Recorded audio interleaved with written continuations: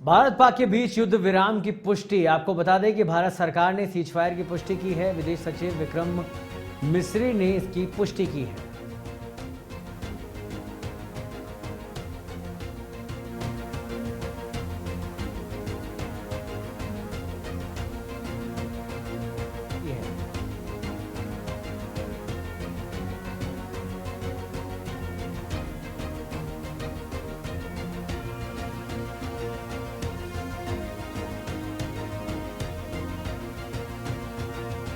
तो एक बड़ी जानकारी हम आपको दे रहे हैं कि भारत पाक के बीच युद्ध विराम की पुष्टि हो रही है।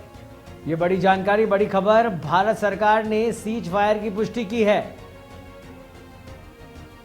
विदेश सचिव विक्रम मिस्री ने इसकी पुष्टि कर दी है। हमारे साथ जुड़ गए हैं retired colonel Ravindra Agrawal. Sir, बहुत बहुत स्वागत है नेशन 27 में आपका।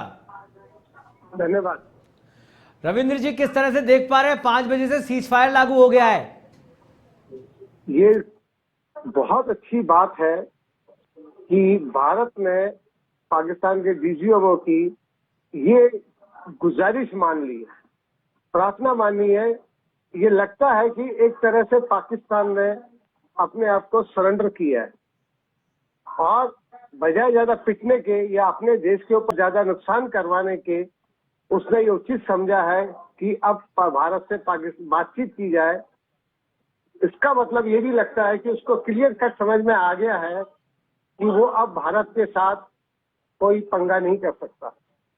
हमें ये चीज देखना होगा कि पिछले कुछ सितंबर 2023 से अभी तक सिर्फ जम्मू कश्मीर में 60 आदमी, पुलिस, सबके लोग मारे गए हैं जी। वो कभी एक मारे जाते थे, कभी 2 मारे जाते थे, लेकिन इस बार जो इकट्ठे 24 मार के पाकिस्तान ने जो गलती करी, जिसके कारण भारत को ये कदम उठाना पड़ा, और उसके बाद आज जिस तरह से भारत सरकार ने या मोदी जी ने डिक्लेयर किया, any act of war, any act of terror will be considered as war ji.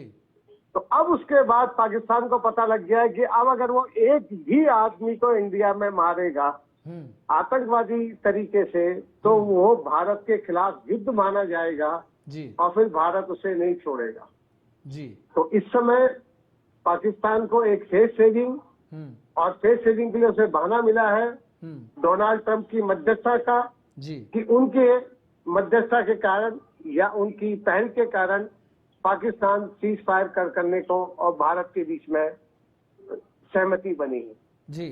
Colonel साहब, लेकिन इसमें एक बहुत महत्वपूर्ण बात ये भी सामने देखने को मिल रही है कि 12 तारीख को एक बार फिर से दोनों डीजीएमओ बैठेंगे आमने सामने, और मुझे लगता है पाकिस्तान का अगर इतिहास उठाया जाए तो हर बार वो इस तरह की नापाक हरकतें करता है, बावजूद समझाने के समझता नहीं है। तो किसी तरह का सख्त कदम उठाने की भी आवश्यकता है सर, और वो कदम क्या देख पा रहे हैं आप कर्नल साहब?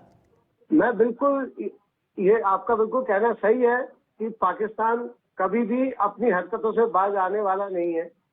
आज डीजीएमओ लेवल पे तो सीज फायर की सहमति बन गई है, लेकिन पाकिस्तानी सेना का और मेरा अपना एक्सपीरियंस को देखते हुए मैं कह सकता हूं कि फिर कहीं छोटे लेवल पे, नीचे ब्रिगेड लेवल पे या बटालियन लेवल पे पाकिस्तान की ओर से फिर दोबारा सीज फायर का उल्लंघन ना हो जाए जी। और पाकिस्तान को अपने उग्रवादी को या टेरर इंफ्रास्ट्रक्चर को या जनता को जी पैसिफाई करने के लिए दोबारा फिर कुछ हरकत ना करने पर को मजबूर हो, तो इसमें कोई भारत को या हमें आश्चर्य नहीं होना चाहिए।